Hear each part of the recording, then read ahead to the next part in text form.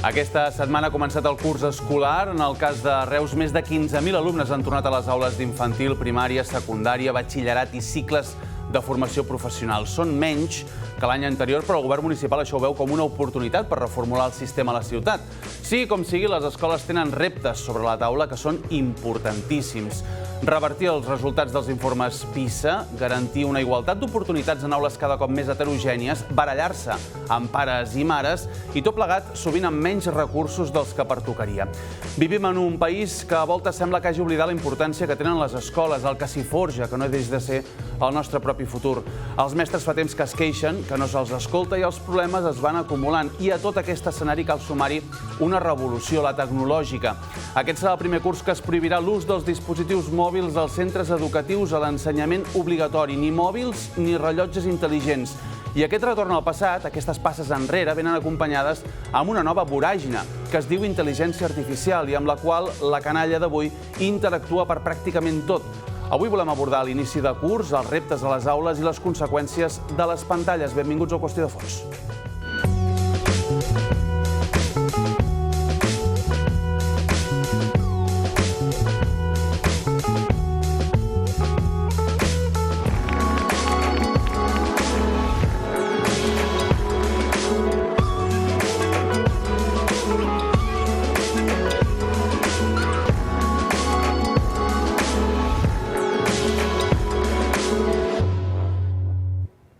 Com diem, avui volem abordar la relació entre les pantalles i les aules. Segons xifres de l'Institut Català de la Salut, que apunten al fet que 7 de cada 10 menors de 2 anys tenen contacte amb les pantalles, 6 de cada 10 miren la televisió, la tauleta o el mòbil mentre mengen. La recomanació de l'OMS és no mirar cap dispositiu abans dels 3 anys perquè els estímuls de llum i so minven la capacitat de concentració i de control dels impulsos.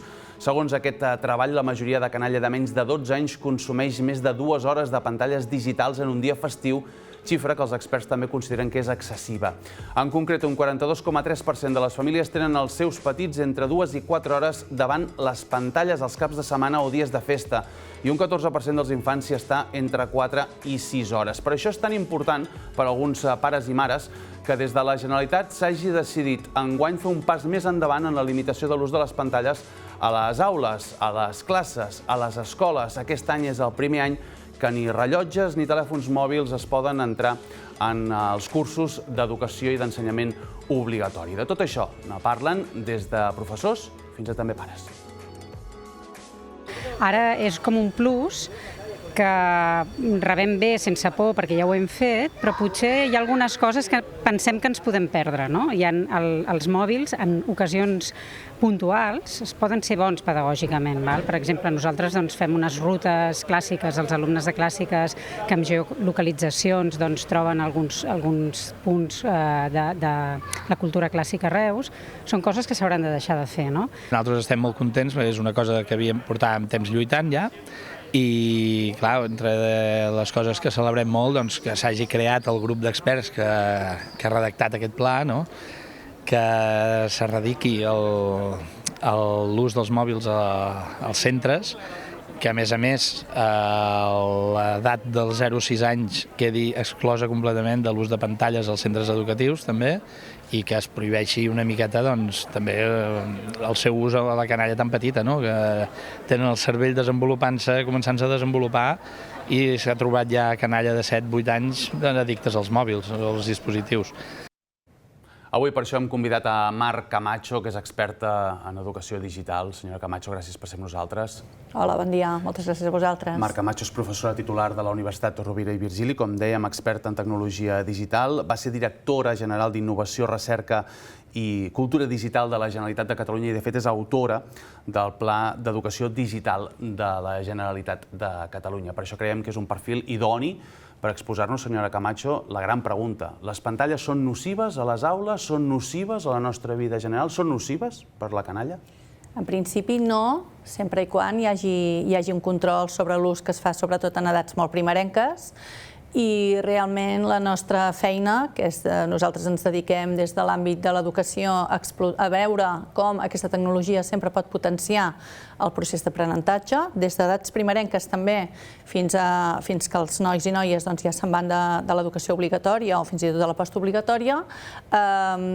Nosaltres pensem que utilitzar les pantalles, i no parlaríem de pantalles sinó ja de dispositius, acompanyant sempre tot aquest procés, regulant també el temps d'exposició, fent que aquest temps d'exposició a les pantalles o d'ús dels dispositius sempre sigui un temps de qualitat, sigui molt poquet quan comencen els nens i una mica més ampli quan es fan més grans. I res, nosaltres estem a favor d'utilitzar les pantalles a l'educació i defensarem sempre aquest ús educatiu que poden tenir els dispositius quan es fan servir d'una manera òptima i d'una manera també que pugui ser significativa per a aquests nois i noies i per a aquests nens i nenes. Comencem des dels més petits i anirem evolucionant. Els que tenim criatures petites, els hi poses un mòbil al davant i ja mouen els dits com si els sapiguessin fer anar. No saben fer la gran majoria de coses, però si els hi poses una pantalla al davant ja saben, intueixen, evidentment per còpia i mimetisme del que fem els pares, com es mouen els dispositius. Ho dic perquè això a vegades ens espanta als pares. Ostres, si no t'ho he ensenyat, si no has tocat mai una pantalla, com és que ja saps passar fotografies, per exemple? Sí, una cosa que hem de tenir molt clara, sobretot quan abordem aquests aspectes, hem de pensar que tots aquests nens i nenes, encara que siguin ben petits, aquests nens i nenes han nascut ja en el marc d'una societat que és 100% digital. Aquest és un concepte que hem de tenir sempre molt clar. L'any 2001 ja es va acunyar el terme de nadius digitals per definir tots aquests nens i nenes que ja naixien acompanyats de tecnologia, que així com nosaltres, generacions com la meva, ja no la teva, que tu ets més jove, però les nostres generacions van viure tota una part de la nostra vida que era absolutament analògica i després vam haver d'aclimatar-nos a tot aquest adveniment de les tecnologies digitals, començant pels ordinadors, els mòbils, etc. Ara, per exemple, la intel·ligència artificial, ens hem hagut d'anar adaptant. Aquests nens i nenes ja neixen amb tecnologia al voltant. Per tant, ells la tenen totalment incorporada i la veuen com un element més del seu dia a dia. La Societat Americana de Pediatria, per exemple, té unes regulacions, o sigui, mai s'ha postulat en contra d'utilitzar les pantalles en cap edat. El que sí que demana és que, sobretot, que en les edats més primerenques, dels 0 a 2, a 2 a 4, el temps d'exposició sigui molt petit, molt controlat, però en cap cas diu que es treguin de l'abast d'aquests nens i de les nenes, i que sobretot aquest temps d'exposició que tenen que sigui un temps de molta qualitat. No és el mateix passar-se 5 hores veient uns dibuixos animats sense cap mena de control que veure un petit clip en 10 minuts on es canten cançons en anglès. Per exemple, aquí pot haver un aprenentatge i de l'altra manera no. Per tant, sempre és temps d'exposició molt adequat a les diferents edats i després que aquest temps d'exposició sigui de qualitat i que sempre sigui acompanyat. Abans dèiem aquest estudi de l'Institut Català de la Salut, que minven les capacitats d'atenció les pantalles en les criatures més petites, aquestes que dèiem, 0 a 2, 2 a 4. És cert que davant d'una pantalla la criatura queda absolutament absorbida, no passa res al seu voltant. Això és bo o es pot controlar? Jo penso que es pot controlar, més que controlar, a mi m'agrada parlar sempre més de la paraula acompanyar. Jo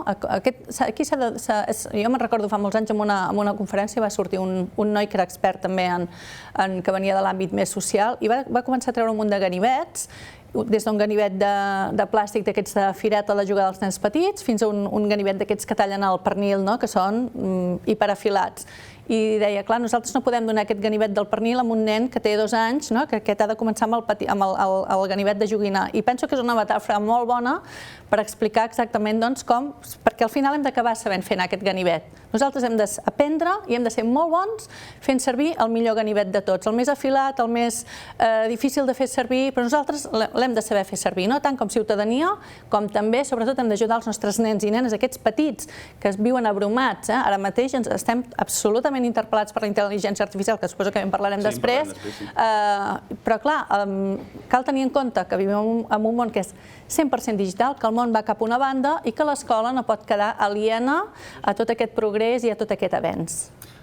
Comencem a parlar de la primària. Fins ara, quin ús tenien les pantalles, els dispositius a les aules i què és el que a partir d'ara no hi haurà? Sí, a la primària, des que es va posar en marxa el Pla d'Educació Digital de Catalunya, que va ser l'any 2020, és un pla que es va presentar abans de la pandèmia, però després la pandèmia va ajudar a propulsar-lo. Des d'aquell moment fins a aquest curs, els nens a l'educació infantil, per exemple, es podia disposar de pantalles interactives, pantalles tàctils a les aules, per fer un treball sempre acompanyat, per fer un treball també significatiu i pedagògic.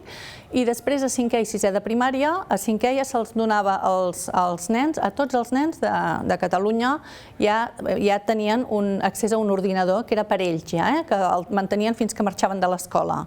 Un per cada un, nominal i tot això. Ara el que s'ha fet és retirar l'entrega d'aquest ordinador de 5è, passar-la a 6è, per tant, ja és un any que ja no tenim aquesta tecnologia en els cursos de 5è, vull dir, és un canvi bastant important, i a 6è és quan entraria l'ordinador personal ja per cada nen perquè es pugui ja desenvolupar un treball digital en condicions. Això és a la primària. Això és contraproduent? Ho dic perquè, abans ho dèiem, vivim en un món eminentment digital. Si no ensenyem a la canalla a les escoles, els pares, evidentment, no en sabem d'ensenyar. Els pares podem educar i podem acompanyar, però els que ensenyen, els que formen, són els mestres i és l'escola. Podem perdre l'oportunitat que aquesta canalla treballi adequadament amb la nova tecnologia? Claríssimament, sí. Sentia el pare a les declaracions del representant de pares i mares que deia el grup d'experts ha dit, jo vaig formar part d'aquest grup d'experts. Hi havia una part del grup d'experts, molta gent que provenia de la comunitat universitària de tot Catalunya, i de centres de recerca molt potents, en què es deia justament això que estaves dient tu. És clar que el paper de les famílies aquí és importantíssim. El que fan els nens una vegada surten de l'escola, això és tot responsabilitat dels pares i les mares. Aquí l'escola no hi pot entrar. Però els pares i les mares també han d'entendre que l'escola té una funció eminentment educadora i que molts nens i nenes, si aquest aprenentatge no el fan en el marc de l'escola, aquest acompanyament no el tenen en el marc de l'escola, sobre com conviure amb aquesta IA que ara ens irromp, que l'estan fent servir per fer els deures i per fer els treballs i per fer moltes coses, quan no hi són. Vull dir, no pel fet de treure-ho de l'escola s'apreta un botó i aquí marxa tota la tecnologia de la vida de tothom. No, això no és així. I llavors aquí es genera una escletxa de desigualtat increïble, molt gran, perquè molts nens i nenes, si no reben, i molts nois i noies també, si no reben aquest acompanyament sobre com ser crítics amb allò que es troben amb la tecnologia, sobre com abordar les xarxes socials i el gran impacte que tenen a les seves vides, que és molt gran, com treballar des de l'educació emocional també aquesta gestió de la tecnologia en unes edats complicades. Si això no es fa en el marc de l'escola, del centre educatiu, de l'institut, d'allà on sigui, molta part d'aquest col·lectiu queda absolutament exclòs i es genera una escletxa digital molt gran de molta desigualtat. Abans també comentàvem els reptes que hi ha a l'escola més enllà de la tecnologia, els resultats dels informes PISA, les desigualtats, heterogènia que hi ha dintre de les aules. Els mestres els hem escoltat aquesta arrencada de curs parlant gairebé tots els mitjans de comunicació d'aquesta realitat. També és cert que hi ha moltíssima gent, jo no sé si certament o no, això m'ho respondrà vostè, que atribueix aquesta davallada de la qualitat educativa amb la qual surten els alumnes de les aules, a primària però també a secundària, a les pantalles i a aquest ús de la tecnologia. Hi ha molta gent que ho diu. Això és cert o no és cert? Les pantalles, la tecnologia, ens pot aturar aquest pensament crític del qual vostè pensava? Ens poden, diguéssim, facilitar la vida d'una manera que ens impedeix de desenvolupar actituds per part nostra, o això és mentida? Això no està demostrat. Nosaltres treballem a la universitat i, per tant, tot allò que diem o tot allò que intentem promulgar o acompanyar els centres educatius, els mestres també, a la pròpia formació inicial també, amb els nostres estudiants que són els futurs mestres, els mestres del DMAC també han de ser formats en aquesta educació digital. Nosaltres treballem sempre amb recerca, amb les evidències, amb l'evidència científica. Nosaltres no venim aquí i diem, mira, és que això passa així, perquè no, això passa perquè hi ha tots aquests estudis que diuen això. Sí, és veritat que no està demostrat, en cap cas està demostrat que la davallada dels resultats educatius sigui causa d'utilitzar les pantalles, tenir les pantalles en els centres. I nosaltres, per exemple, l'ús de les pantalles a l'hora d'un pati o a l'hora del menjador escolar, estem totalment en contra que aquests nens utilitzin el mòbil i estiguin allí en lloc de parlar o de jugar Això claríssimament. Quan parlem de l'ús educatiu, o sigui, quan parlem de l'ús de les pantalles, de l'ús dels dispositius, sempre parlem d'un ús educatiu. Aquest ús educatiu se'n fa molt poc perquè realment hi ha molt poca penetració real, i pocs centres que realment tinguin, malgrat tots els esforços que s'han fet, la pandèmia aquí va ajudar molt a poder desplegar molta tecnologia i potser també després el fet de ser abrumats per tanta tecnologia també ha fet que una vegada ja no l'hem necessitat, una vegada va marxar la pandèmia i tot això, doncs la gent hagi dit, doncs mira, ara tornem a... que abans ens anava molt bé. Clar, el fet de treballar en l'àmbit digital també suposa haver-nos de formar, haver-nos d'estar al cas, de tenir un manteniment tècnic molt important dels dispositius. Tot això sempre comporta riscos. L'ús de la tecnologia sempre comporta riscos, però aquests riscos s'han de combatre amb les oportunitats que ofereix. Aquest seria el quid de la qüestió. Anem amb la secundària abans d'abordar la intel·ligència artificial. A secundària també es prohibeix dispositius mòbils, rellotges intel·ligents. Entenc que no l'ús de les pantalles com a eina educativa, però sí que això que dèiem, als patis o als menjadors, aquests dispositius queden fora, i a l'aula es fomenta la socialització en aquests espais de lleure dins l'escola i es restringeix als dispositius educatius l'ús de les pantalles. Això és correcte? Sí. Es restringeix l'ús dels mòbils a l'aula, en tota l'ESO, en tota la secundària obligatòria. Estem parlant de 4 anys, de primer fins a quart de l'ESO, que són anys on el temps d'exposició d'aquests nois i noies que tenen aquestes edats és elevadíssim. Llavors aquí es treuen de l'escola, es treuen de l'institut, bàsicament, i també s'omet aquest ús educatiu que poden tenir i tota aquesta capacitació i acompanyament que, com deia abans, és tan necessari i més amb aquestes edats. I això sí que és un risc, perquè entenc que la canalla sortiran de l'institut i agafaran el mòbil i potser fins l'endemà que no tornin a entrar a l'institut continuaran amb el mòbil. Correcte. I només cal, ja sabem tots, els que tenim fills o joves al voltant i a prop, quan una cosa es prohibeix, immediatament ja estàs generant un interès, encara que l'interès encara segueixi, a una persona jove li prohibeixes una cosa, immediatament, només pel fet que tu ja li estiguis prohibint, la farà més, perquè som així. Tots ho hem sigut així. Tots hem estat així i tots som així. Llavors, com deia abans, el fet de treure tot aquest acompanyament de l'escola, del centre educatiu, tota aquesta formació, pensem que la competència digital que han de tenir aquests nens i nenes, que PISA també, PISA, els informes PISA aquests que parlem tant i tot això, també té una prova de competència digital. La competència digital és una competència tipificada com una competència clau del segle XXI. O sigui, la nostra missió, totes aquelles persones que ens dediquem al món educatiu, l'escola ha de capacitar digitalment aquests nens i nenes a ser després competents amb l'ús d'aquesta tecnologia, però ja no per fer unes tasques a l'aula, sinó per la seva vida. Com més integrada tenim la tecnologia, com més hàbils som utilitzant aquesta tecnologia, més bé ens en sortirem després, perquè sortim, vas al banc, compres uns vols, vas al supermercat, entres a un pàrquing, vas a qualsevol activitat que fem avui en dia porta tecnologia. Com més competents digitals siguem en l'ús d'aquesta tecnologia pel nostre aprenentatge, quan he de buscar coses, quan m'he d'informar, com sé que aquesta informació que jo estic llegint és veraç o no és veraç, com puc saber-ho, Clar, si tot això jo no rebo un entrenament, un acompanyament, un aprenentatge, i jo no aprenc que poden passar coses, que hi ha alguns riscos, que hi ha unes amenaces, però que també hi ha moltes oportunitats, perquè això també és un paper que els mitjans aquí no ens han ajudat massa amb tota la gent que treballem en aquest àmbit, i és que sempre s'ha posat molt el focus en els aspectes més negatius. Jo comprenc i entenc perfectament un pare i una mare de nens petits que es sentin amenaçats, que senten tots aquests mantres que són tan antitecnològics i que hi són i que n'hi ha, i que hi ha riscos. Vull dir, en cap moment aquí es parla que no hi hagi riscos ni amenaces, però és que els riscos i les amenaces només es poden combatre amb aprenentatge i amb habilitats per saber resoldre'ls quan els trobem.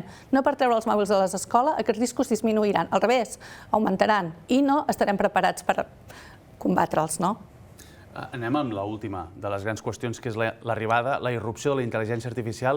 Aquí tampoc no som curosos, perquè d'intel·ligència artificial fa anys que en tenim a l'abast i que l'utilitzem moltes vegades sense ser-ne conscients que allò és intel·ligència artificial. Però sí que ara arriba aquest ChatGPT i tots els seus derivats que han comportat un canvi importantíssim en la manera en la qual treballen les criatures. I aquí també hi ha un hàndicap important, que és que moltes vegades els mestres desconeixen tot el potencial que té aquesta eina i fins i tot per desentrenament o perquè encara no estan avesats o no han fet la formació adequada, encara no saben com combatre-ho. Però la intel·ligència artificial aquesta sí, senyora Camacho, que ha arribat per quedar-se i, a més, el creixement exponencial que representarà en les nostres vides serà impressionant. Com ho hem de fer, això? Com hem d'incorporar la intel·ligència artificial a les aules? Nosaltres tenim una línia de recerca a la Universitat Rovira i Virgili, a la Facultat de Ciències de l'Educació, des de l'any 2021, que ja vam començar a treballar amb alguns centres, alguns de Reus, de Tarragona, de la Vora, centres propers a la nostra universitat, i vam començar ja a estirar el fil d'aquesta tecnologia que apuntava, perquè, com deies tu, no és una cosa d'ara, fa molts anys que hi ha intel·ligència artificial, els cercadors sempre han estat nodrits d'intel·ligència artificial, que passa que ara, amb el boom, amb l'explosió d'aquesta intel·ligència artificial generativa, que té un abans i un després a partir de la irrupció del xat GPT al novembre del 2023, crec, tampoc fa, és que fa no fa res, el que ha suposat això ha estat una disrupció brutal a la vida, a l'educació i en tots els àmbits de la societat. Aquesta intel·ligència artificial és una tecnologia que és absolutament disruptiva, que està creixent, que creix d'una manera totalment exponencial. Jo recordo quan fa un parell d'anys vam fer un programa de capacitació en habilitats d'intel·ligència artificial perquè es van apuntar 300 professors de Tarragona, Reus, de 11 centres educatius del Camp de Tarragona. I recordo que quan vam començar el projecte aquest, que va durar uns mesos, vam començar comprant unes llicències d'unes eines, el ChatGPT i tot això, i al cap de 3 mesos ja vam haver de renovar i de canviar les eines perquè n'havien sortit moltes d'altres que eren molt millors. I vull dir, això és una cosa que no havia passat mai, que creixi tan ràpid i, clar, nosaltres encara estem en aquest debat de si traiem o posem la tecnologia a les escoles. D'altra banda, tenim aquí uns països, els primers països del món en resultats educatius, Singapur, la Xina, tots els països asiàtics que treuen uns resultats boníssims i que treballen amb moltíssima tecnologia també. I mentre el món avança cap aquí, nosaltres, jo penso, aquí ja és una opinió molt personal, ens estem quedant enrere, perquè aquesta tecnologia també l'hem de treballar a les aules i hem d'acompanyar, com deies tu, el professorat, i això s'hi treballa prou, i també tenim un altre projecte en el que acompanyem els equips directius dels centres. Ara en tenim un en marxa, un projecte del Pla Nacional de Recerca, en el que treballem amb els equips directius dels centres educatius, amb 50 centres de tot l'estat espanyol, en aquest cas, molts d'ells de Catalunya, però en què acompanyem aquests equips directius a navegar i a veure com poden utilitzar aquesta intel·ligència artificial pel seu dia a dia i també pel lideratge, pel seu lideratge. Senyora Camacho, estem pràcticament fora de temps. Li demano una brevetat en aquesta última qüestió. Crec que és important, però, perquè entenem la intel·ligència artificial com una amenaça, però realment és com demanar-me que faci una multiplicació sense una calculadora. Evidentment, has de saber multiplicar, però anirem a lo senzill, anirem a lo ràpid i anirem a lo efectiu. Però la intel·ligència artificial és tan gran que hi ha molta gent que diu home, és que si tot ens ho han d'explicar, deixarem de pensar, deixarem de raonar. Fins i tot hi ha hagut casos aquests últims dies de canalla que utilitza el ChatGPT per intentar solucionar els seus problemes de salut mental. Això, evidentment, és deseducació en termes d'IA.